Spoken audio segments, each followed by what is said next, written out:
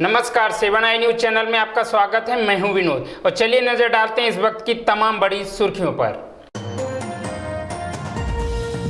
श्रीलंका धमाके में 200 से ज्यादा लोगों की मौत, 10 दिन पहले जारी हुआ था अलर्ट। चर्च समेत भारतीय दूतावास थे निशाने पर। वायनाड में बोली प्रियंका गांधी, बनारस से मोदी के खिलाफ चुनाव लड़ने के लिए हूं तैयार। गुजरात में चुनावी रैली में बोले पीएम मोदी, पाकिस्तान से कहा था अगर अभिनंदन को कुछ हुआ तो छोड़ेंगे नहीं। भोपाल से बीजेपी प्रत्याशी प्रज्ञा ठाकुर के बयानों पर मचा घमासान, बॉलीवुड एक्टर ने प्रज्ञा पर किया करारा प्रहार। दिग्विजय सिंह के विजन डॉक्यूमेंट पर बीजेपी का हमला, कहा सीएम रहते उनके पास होता विजन। और अब खबरें देखते हैं विस्तार से। श्रीलंका की सुबह आज बेहद दर्दनाक रही। 7 अलग अलग जगहों पर धमाके हुए, जिनमें 200 से ज़्यादा लोगों की मौत हो गई, जबकि 400 से ज़्यादा लोग घायल हो गए। इस बीच हमले को लेकर एक हैरान कर देने वाली जानकारी सामने आ रही है। धमाके 3 अलग अलग चर्च और 4 होटलों में हुए। इस बीच हमले को लेकर 10 दिन पहले यानी 11 अप्रैल को श्रीलंका के पुलिस प्रमुख ने देश के प्रमुख चर्चों पर हमले को लेकर एक अलर्ट जारी किया था। अलर्ट में कहा गया था कि आत्मघाती हमलावरों ने प्रमुख चर्चों पर हमला करने की साजिश रची है। वहीं अलर्ट में एक विदेशी खुफिया एजेंसी ने रिपोर्ट का भी जिक्र किया है, जिसमें लिखा है कि संगठन प्रमुख चर्चा के साथ साथ कोलंबो में भारतीय उच्चायोग को निशाना बना सकता है। प्रियंका गांधी लोकसभा चुनाव लड़ेंगी या नहीं, अभी तक इस पर अटकलें लगाई जा रही हैं। माना जा रहा है कि प्रियंका पीएम मोदी के खिलाफ बनारस से चुनाव लड़ सकती हैं।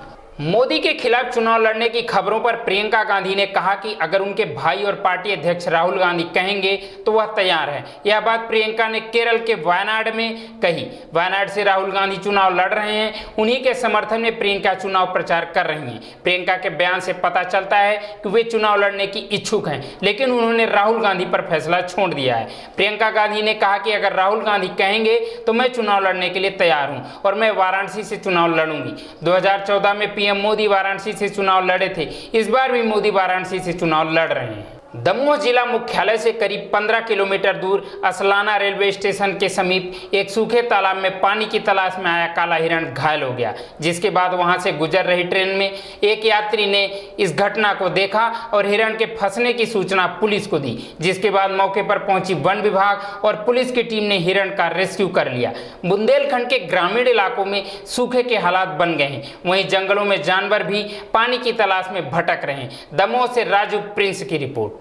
पीएम मोदी ने पाकिस्तान को लेकर एक बड़ा बयान दिया है। चुनावी रैली में मोदी ने कहा कि हमने पाकिस्तान से कहा था कि अगर अभिनंदन को कुछ हुआ तो तुम्हें छोड़ेंगे नहीं। बालाकोट में भारत की एयर स्ट्राइक के बाद भारत पाक में युद्ध जैसे हालात बन गए थे, जिससे कि हमारा फाइटर विमान पाक सीमा में क्रैश हो गया था, जिसमें हमारे विंग कमांडर अभिनंदन पाक के कब्जे में आ गए थे। लेकिन भारत के दबाव के चलते पाक ने अभिनंदन को भारत को वापस कर दिया था। उसी को लेकर राजनीतिक पार्टियां श्रेय लेने में लगी हैं। पीएम ने गुजरात के पाटन में चुनावी रैली में सर्जिकल स्ट्राइक और एयर स्ट्राइक का जिक्र किया। इस दौरान उन्होंने कहा कि पाकिस्तान ने अभिनंदन को पकड़ लिया था, तो मैंने उनसे कहा कि अगर हमारे पायलट को कुछ हुआ तो हम तुम्हें नहीं छोड़ेंगे। पाकिस्तान अगर हमारे पायलट अभिनंदन वर्धमान को नहीं लौटाता तो वह उसके लिए कत्ल की रात होती। भोपाल लोकसभा सीट से बीजेपी प्रत्याशी प्रज्ञा ठाकुर के बयानों का विवाद थमने का नाम ही नहीं ले रहा है। जब से प्रज्ञा ने बयान देना शुरू किया है, तब से ही देश में हंगामा मचा हुआ है। आए दिन प्रज्ञा ठाकुर के बयान इस आग में घी डालने का काम कर रहे हैं। हाल ही में उन्होंने मुंबई हमले के शहीद हेमंत करकरे के बारे में विवादित बयान दिया था, जिस पर राजनीति गलियारे में हल्ला मच गया था। अब उनके इस बयान पर बॉलीवुड के एक्टर और प्रोड्यूसर कमाल खान ने हमला बोला है। खान ने ट्वीट कर प्रज्ञा ठाकुर को लिखा है कि हेमंत करकरे आतंकवादियों से लड़ते हुए शहीद होकर भी देशद्रोही हो गए और देशद्रोह की आरोपी प्रज्ञा ठाकुर राजनेता बनते ही देशभक्त हो गई। ये सबूत है कि जनता आज भी गुलाम है। भोपाल संसदीय क्षेत्र के कांग्रेस प्रत्याशी दिग्विजय सिंह ने भोपाल के विकास के लिए अपना विजन डॉक्यूमेंट आज जारी किया, जिसको लेकर तमाम विरोधी उन पर निशाना साध रहे हैं। दिग्विजय ने इसे विजन भोपाल नाम दिया है। डॉक्यूमेंट में किसान, स्वास्थ्य, रोजगार, हवाई सेवा, शिक्षा, कला और पानी जैसे मुद्दों का जिक्र किया गया है। विजन डॉक्यूमेंट जारी करते हुए दिग्विजय सिंह ने कहा कि भोपाल को व्यवस्थित ढंग से विकसित किया जाना उनका लक्ष्य रहेगा। विजन जारी होने के बाद भाजपा के वरिष्ठ नेता कैलाश विजयवर्गीय ने ट्वीट कर उन पर निशाना साधा। कैलाश विजयवर्गीय ने कहा कि काश मुख्यमंत्री रहते, उनके पास विजन होता। फिलहाल बुलेटिन में अभी के लिए बस इतना ही। बने रहिए 7i न्यूज के साथ। नमस्कार। खबरों में बने रहने के लिए बेल आइकॉन दबाइए और 7i न्यूज को सब्सक्राइब करिए।